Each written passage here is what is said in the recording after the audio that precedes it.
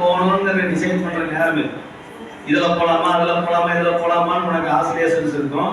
ஒன்றை தேர்ந்தெடு. அந்த ஒண்ணுல நீ குறிக்கோளா அந்த ஒன்றை மட்டும் நீ கவனமா ஏதோ ஒன்றை தேர்ந்தெடு, உனக்கு பிடிச்சதா தேர்ந்தெடு, அதுல நீ கவனமா இரு அப்படிங்கிறது தான் இந்த விழாவோட முக்கியமான குறிக்கோள். ஸோ இதுக்காக நாம் என்ன பண்ண போறோம்னா உறுதிமொழி எடுக்க போறோம்.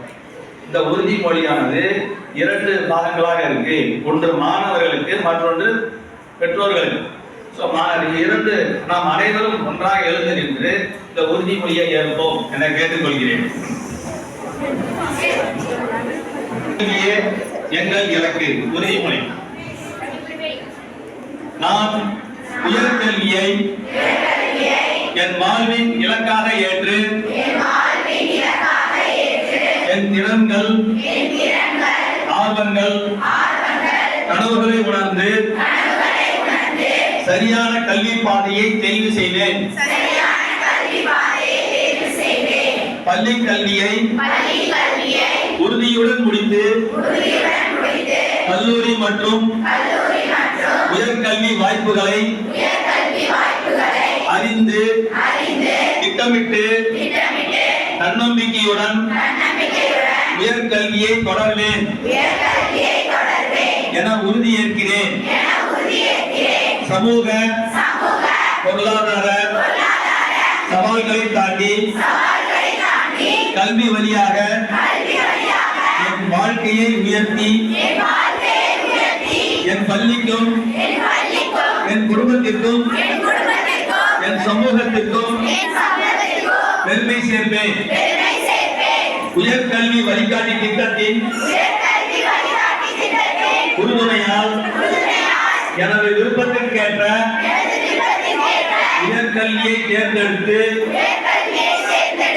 வேலைக்கும் எதிர்கால வாழ்க்கைக்கும் தயாரான பொறுப்புள்ள மாணவராக இருப்பேன். இன்று இங்கே உயர்கல்வியை என் கனவாக ஏற்று அதை நிச்சயமாக அடைவேன் என்று உரமாக உறுதியளிக்கிறேன். பெற்றோர்கள் எதிர்காலம் எங்கள் குழந்தையின் கல்வி கனவுகளை புரிந்து கொண்டு அவர்களின் திறன்கள், ஆர்வங்கள், இலக்குகளை மதித்து உயர்கல்வி நோக்கி செல்லும் பயணத்தில் அவர்களுக்கு முழுமையான ஆதரவு அளிப்போம்.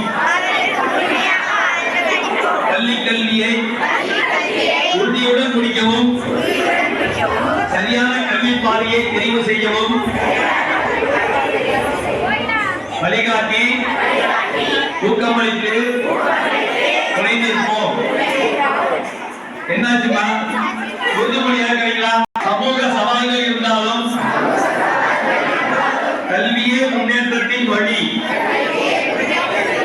என நம்பி எங்கள் குழந்தை உயர்கல்வியில் சேர தேவையான முயற்சிகளை மேற்கொள்வோம். இன்று இங்கே எங்கள் குழந்தையின் உயர்கல்வி கனவை எங்களது கனவாக ஏற்று அதை நனவாக்க உறுதியாக துணை நிற்போம் என்று உளமான உறுதியளிக்கிறோம். நன்றி மாஸ்டர்.